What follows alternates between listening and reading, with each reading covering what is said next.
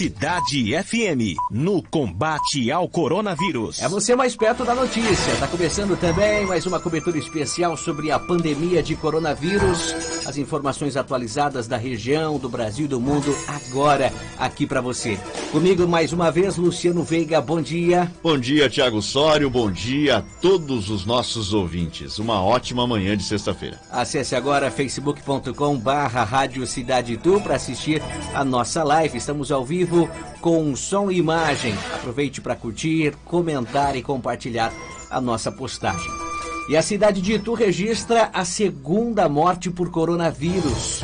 O novo boletim epidemiológico também mostra que houve aumento na quantidade de infectados. Pois é, Thiago, o segundo óbito confirmado ontem pela Secretaria Municipal de Saúde, totalizando 2 óbitos, portanto, na cidade de Itu. A vítima, um homem de 88 anos com comorbidades, faleceu no dia 23 de março. O resultado do exame saiu ontem, né? E os casos confirmados subiram de 9 para 10 entre ontem e hoje, no último boletim pro boletim de ontem, né? Os casos descartados subiram para 81, eram 69 no boletim anterior. Casos que aguardam resultados de exames eram 21, agora são 16 na cidade de Itu, sendo 2 casos suspeitos em internação clínica e 5 casos suspeitos em UTI.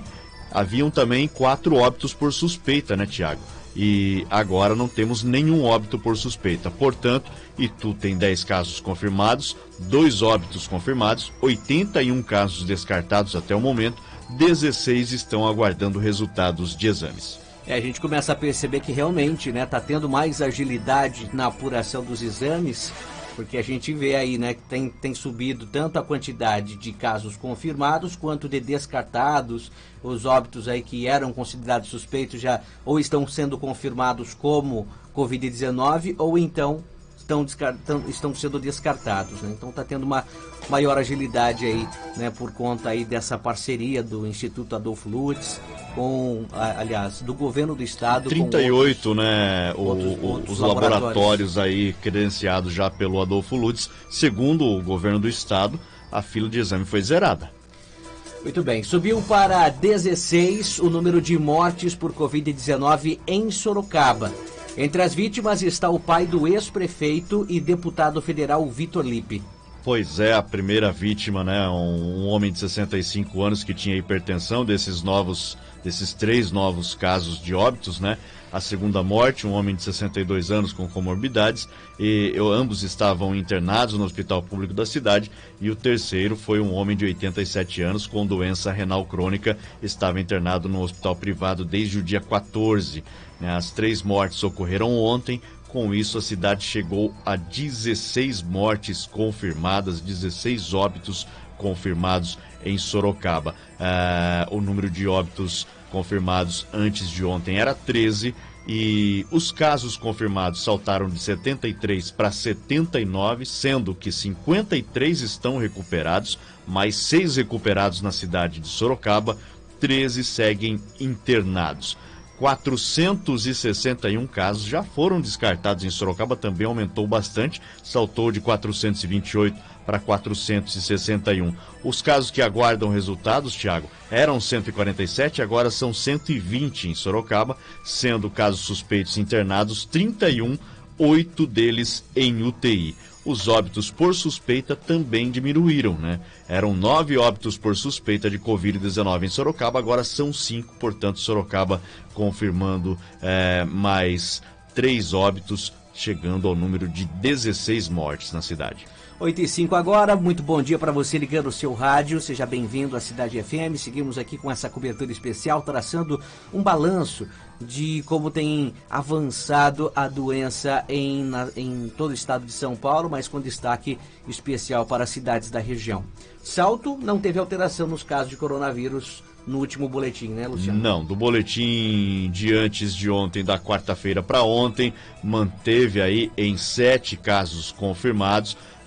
Salto tem 6 curas e um deles em isolamento. Desses 7 casos, né, são 6 casos curados e um deles em isolamento. 55 casos eram descartados no boletim anterior. No boletim atual são 60 casos descartados, são 6 casos aguardando resultados de exames, 2 casos suspeitos estão internados, nenhum em UTI. Óbitos por suspeita em Salto permanece também em 2. São 2 óbitos por suspeita aguardando resultados de exames.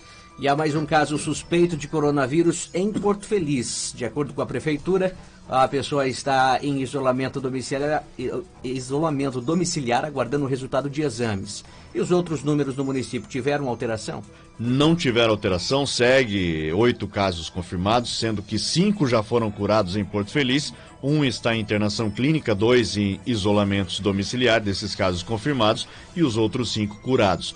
52 casos já foram excluídos, como você disse, foi incluído mais um caso suspeito que está aguardando o resultado do exame. 2 estão em internação clínica e 2 em isolamento domiciliar, portanto, Porto Feliz tem 4 casos suspeitos atualmente. Em Indaiatuba, mais 9 pessoas que apresentavam sintomas da Covid-19 testaram positivo para a doença. A cidade contabiliza quantos casos agora? Pois é, agora são 45 casos confirmados em Indaiatuba, eram 36 casos. Os casos descartados na cidade também aumentaram, chegaram a 168. Eram 62 aguardando o resultado. Mais 11 foram notificados, portanto são 73 casos agora aguardando o resultado. Dos casos suspeitos em internação clínica em Indaiatuba são 10 e 12 casos suspeitos em UTI. São 37 casos já de pacientes curados, Thiago. Um aumento de 9 pacientes de um dia para o outro. Eram 28, agora 37 pacientes curados na cidade de Indaiatuba. Aquele número bom que a gente gosta de apresentar aqui, né? Indaiatuba permanece com 2 óbitos por suspeita, 4 óbitos confirmados e 11 óbitos descartados. Os mesmos números do boletim anterior, não mudou nada. Saltou para 34 o número de pessoas curadas por coronavírus, curadas do coronavírus, né, em Jundiaí. Porém, a quantidade de novos casos que testaram positivo para a doença também subiu. Subiu, são 110 casos positivos agora em Jundiaí. Ontem eram 101 casos e o número de recuperados, como você disse, subiu de 20 para 34. Mais 14 pessoas recuperadas na cidade de Jundiaí.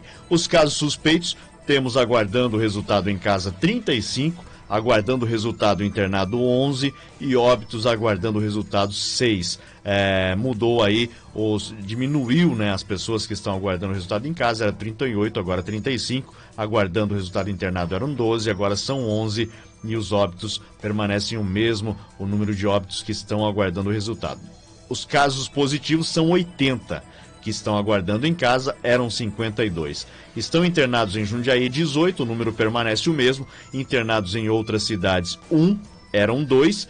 E os óbitos confirmados subiu de 9 para 11, mais 2 mortes confirmadas na cidade de Jundiaí, entre os casos positivos. Nos casos descartados, descartou mais um óbito, eram 24, agora são 25 óbitos descartados em Jundiaí. O número total de casos descartados subiu de 191 para 198. E bacana a medida de Jundiaí, uma recomendação do governo, divulgar também os leitos ocupados na cidade, né? Os leitos ocupados em hospitais públicos e privados. Por moradores de Jundiaí são 29 leitos e por moradores de outras cidades da região, 31 leitos. Mais uma vez, vale destacar o número de casos recuperados na cidade de Jundiaí, 34, Thiago. E o que chama bastante atenção é a quantidade de moradores de outros municípios internados em Jundiaí. Ou seja, tem mais gente de fora hospitalizada do que os próprios moradores do município. 31 contra 24. 29. Chama bastante atenção. Jundiaí, claro, é uma cidade de referência para os outros municípios vizinhos, né? Na questão da área de saúde, e dá um suporte para outros municípios que talvez não tenham a mesma eficiência com relação até mesmo moradores de Cabreúva, da região do Jacaré, utilizam-se muito do comércio, né, do sistema de saúde da cidade de Jundiaí. Aí você tem Itupeva, que é bem próximo também, Itatiba, né, e várias outras cidades menores ali naquela região, então acaba gerando aí um número maior de pessoas de outras cidades. E em Cabriúva e Votorantim, houve mudança nos boletins epidemiológicos? Votorantim confirmou mais 2 casos na cidade de Votorantim, 2 casos confirmados. Os 2 pacientes são profissionais da área de saúde, seguem em isolamento domiciliar. Vamos aos números de Votorantim. Eram 11 casos suspeitos aguardando resultados, agora são 8 casos que estão aguardando resultados. Eram 5 casos suspeitos internados, agora são 4 internados.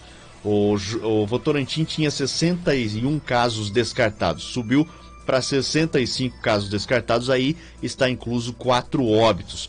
Um óbito suspeito permanece na cidade de Votorantim. 8 casos confirmados ontem, hoje são 10 casos confirmados, sendo que 6 estão recuperados e 3 em isolamento domiciliar. Votorantim tem também já um óbito confirmado na cidade. Cabriúva, os casos suspeitos diminuíram de 8 para 5, os casos confirmados permanecem em 3, eram 21 casos descartados no boletim anterior, no atual são 24 casos descartados. Cabriúva não registrou nenhuma morte, Thiago. Tá, e o Brasil já chega a quase 50 mil casos confirmados de coronavírus. Teve também mais de 400 mortes aí nas últimas 24 horas. Para ser mais preciso, 407 mortes em 24 horas. O número de casos confirmados chegou a 49.492. Isso mesmo, 49.492 pessoas com coronavírus no país. O total de mortes chegou a 3.313.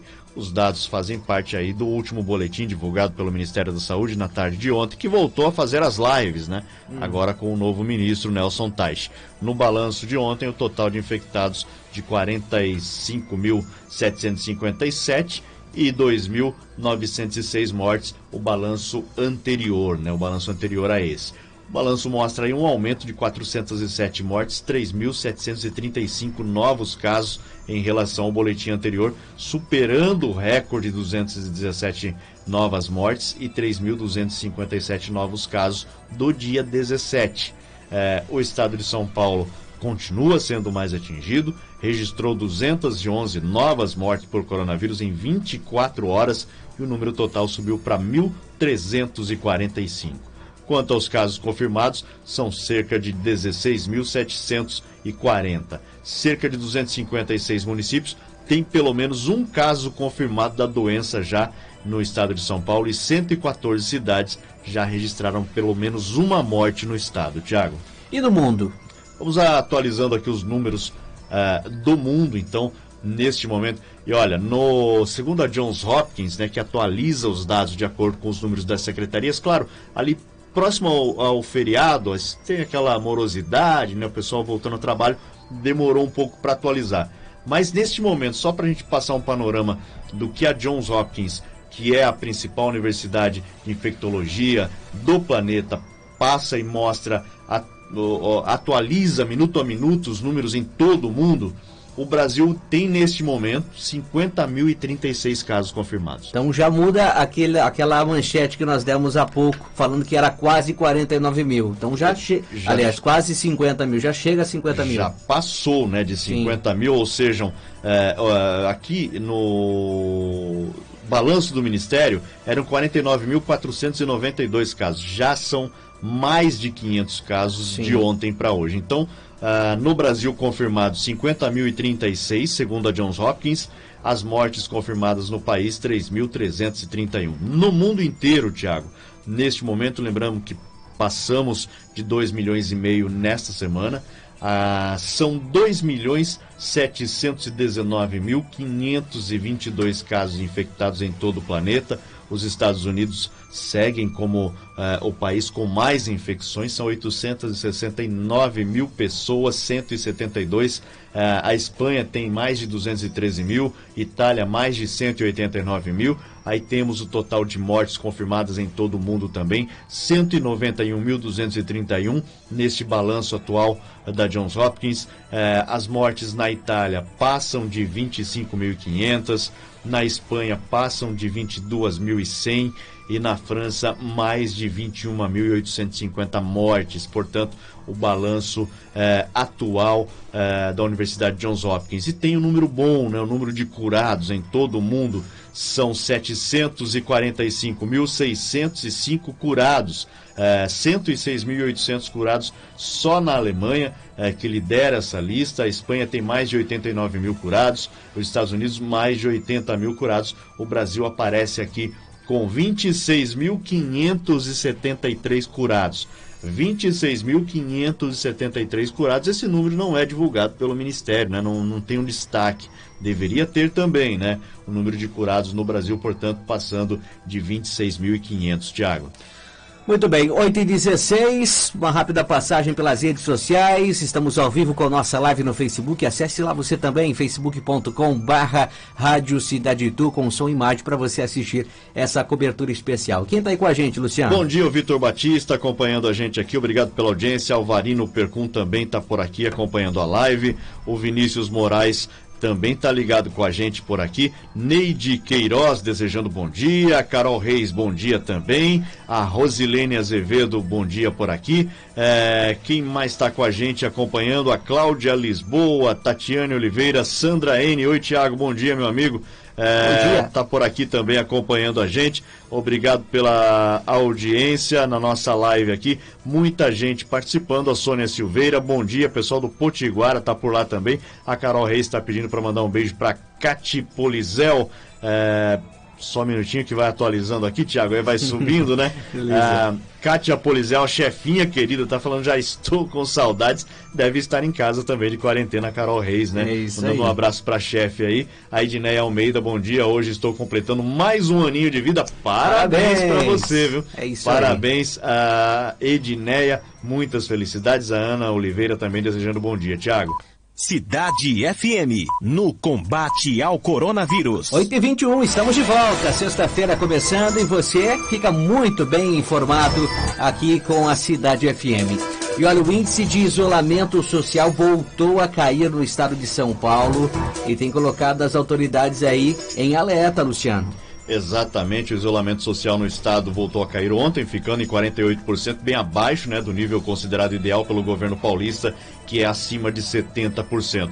Segundo o governo de São Paulo, o governador João Dória, isso acaba acendendo aquele nível de alerta, né, Tiago? Já que menor isolamento implica maior disseminação do coronavírus, podendo implicar também aquele colapso no sistema de saúde do estado, que a gente vem sempre batendo em cima aqui, né? O sistema de monitoramento acompanha a situação de mobilidade em 104 dos 645 municípios do estado, com população acima de 70 mil habitantes. Se a taxa de isolamento se mantiver bem abaixo do esperado, Dória diz que pode rever aquela decisão de relaxar as medidas a partir do dia 11 de maio. Na região, ontem, o índice de isolamento social em Itu e Sorocaba teve o mesmo número, 46%, baixou.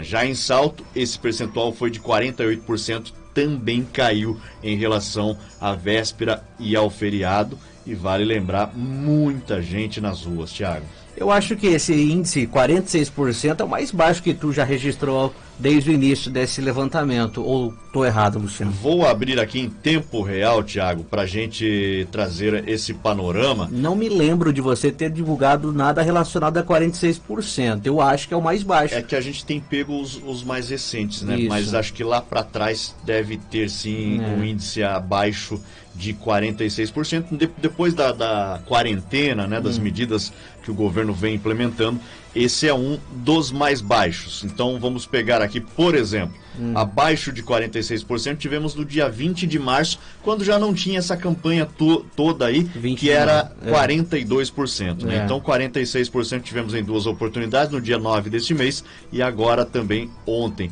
O menor índice foi 31% no dia 12 de março. Sim. Mas aí não tinha toda essa campanha ainda do isolamento social. Exato. Lembrando que ontem foi 46%, antes de ontem tivemos 57%, aí caiu para 49% no dia 20% e tivemos no domingo 59%. O melhor índice que Itu já teve até o momento foi no domingo, e também esse índice de 59% no dia 10 deste mês. Então, caiu demais, né? Chegou ao menor índice, como você disse, desde que iniciou essa campanha pelo isolamento social.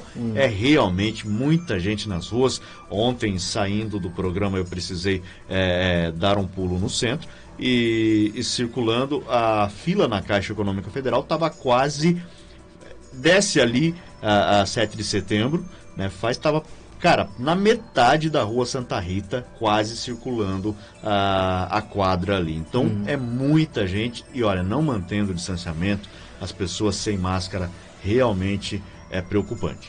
O que eu notei também, principalmente hoje, vindo aqui para a rádio, é maior concentração de pessoas nos bairros. Na região central da cidade, ainda é um pouco menor, né? Como você mesmo disse, a concentração é maior assim, próximo das agências bancárias. Mas no restante a gente percebe que não tem tanto. Mas nas ruas, nas imediações dos bairros, seguindo em direção ao centro da cidade, aí a gente percebe o maior número de pessoas aí circulando. Exatamente, inclusive eu citei aqui, né, no domingo no feriado, se eu não me engano, no feriado, 2 campos de futebol estavam tendo um jogo de futebol normalmente, Thiago. Bom, agora a gente fala de política. Vereadores de Itu aprovaram a redução dos seus salários durante a pandemia. O dinheiro deve ser aplicado em investimentos na saúde pública do município. Pois é, foi aprovado ontem, né, um projeto de resolução que diminui em 30% o valor líquido dos salários dos vereadores durante essa pandemia. A votação ocorreu ontem em sessão remota, transmitida ao vivo no YouTube. Os vereadores foram unânimes e votaram favoráveis à proposta da mesa diretora, que passa a valer já a partir do dia 1º. Conforme consta no projeto, os recursos serão destinados à Prefeitura, que deverá aplicá-los em ações e serviços de combate à doença. Entre as discussões, né, ali no Legislativo, a vereadora Maria do Carmo Piunti sugeriu que os subsídios mensais também do prefeito, vice-prefeito e dos cargos comissionados do Executivo tivessem redução. Porém, o pedido de emenda foi negado pelo Departamento Jurídico da Câmara e, posteriormente, foi rejeitado aí pela maioria dos parlamentares. Thiago. Os 2 únicos que apoiaram a ideia foram o vereador José Galvão e o Wilson Leonardi, né? E um detalhe que também chama atenção, né? Muita gente deve estar se perguntando, mas por que o Departamento Jurídico da Câmara não aceitou essa emenda da vereadora Maria do Carmo? Eu fui pesquisar um pouco mais sobre o tema e, pelo que consta no regimento interno, tanto da Câmara de Itu quanto das demais, os vereadores, eles não têm propriedade, não têm poder para alterar o salário do prefeito, vice, secretários, nesse mandato. Eles têm poder para alterar salário, ou seja, aumentar ou diminuir para o mandato seguinte. Então seria isso. O que pode ser feito, muita gente deve estar perguntando, poxa, mas Jundiaí o salário do prefeito diminuiu. Sim, mas partiu dele, partiu do prefeito, ele que criou um projeto tal, propondo a redução do salário dele e dos vereadores. O que poderia ser feito aqui também. Dá um exemplo, partindo do prefeito de Itu e oferecendo também essa redução, né? Lembrando que o governador do estado, por exemplo, não recebe seu salário. Ele doa integralmente seu salário desde que ele assumiu o governo do estado de São Paulo, segundo o próprio governador. Então, mas aí é por opção dele, né? Sim.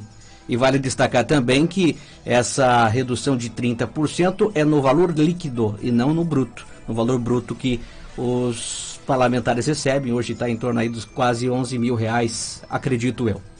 Bom, mudando de assunto, agora bastante questionada anteriormente e alvo de discussões, o uso da cloroquina foi autorizado pelo Conselho Federal de Medicina, porém com algumas condições. Quais são elas? Exatamente, Thiago, de acordo com o Conselho, o uso, continua a não ter comprovação científica, mas a situação da pandemia é uma excepcionalidade. O parecer foi apresentado ao presidente Jair Bolsonaro em reunião no Palácio do Planalto. O texto estabelece 3 circunstâncias para o uso. A primeira, quando o paciente está em estado crítico, internado em terapia intensiva, com lesão pulmonar estabelecida e fora de possibilidade terapêutica. A segunda possibilidade é quando o paciente com sintomas da Covid-19 chega ao hospital na fase de replicação viral. E por último, quando o paciente tem sintomas leves parecidos com o da gripe comum e for descartada a possibilidade possibilidade da influenza A ou B, dengue ou H1N1. Daí a importância das pessoas se vacinarem contra a gripe, porque a gripe protege contra 3 tipos de influenza, né? Contra 3 tipos aí de vírus. Então esses vírus essas possibilidades são descartadas neste momento.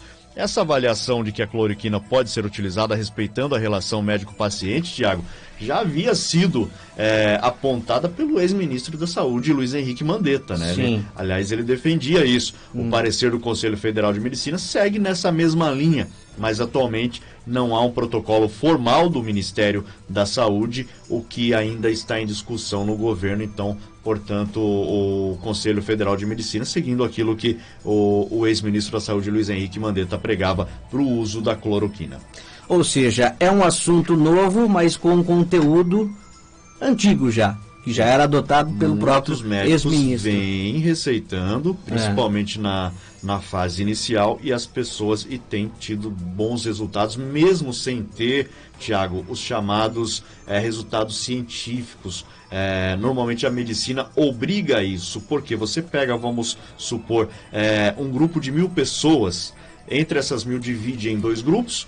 Um grupo você aplica a dose da cloroquina e o outro uma outra dose. Nem os médicos normalmente sabem o que estão aplicando. Normalmente é feito dessa forma esses testes para saber aí depois quais dos 2 grupos tiveram melhores resultados. Então esses testes eles estão em andamento não só no Brasil, mas no mundo inteiro, e ainda não tem conclusões esperadas, até por causa de alguns efeitos colaterais. Determina muito o fator de risco da pessoa, a idade da pessoa, tudo isso é checado neste momento. Então, por enquanto não temos aí comprovação científica, mas muitos médicos mesmo vêm relatando que estão usando e os resultados têm sido favoráveis em certos casos. Que bom. 8h31, encerramos assim mais uma cobertura especial. Antes, claro, aquela rápida passada mais uma vez nas redes sociais, ao vivo com nossa live no Facebook. Muita gente por aí, né, Luciano? Bastante gente, isso é bom demais. É claro, desejamos já um ótimo fim de semana para você, a Ana Oliveira, a Ana Nonato também por aqui, o J. Marcos Zanetti desejando bom dia, a Maria Reni Lopes também, a Magda Massuia está falando bom dia, cheguei agora, minha pergunta é quantas pessoas confirmadas em Itu já foram curadas?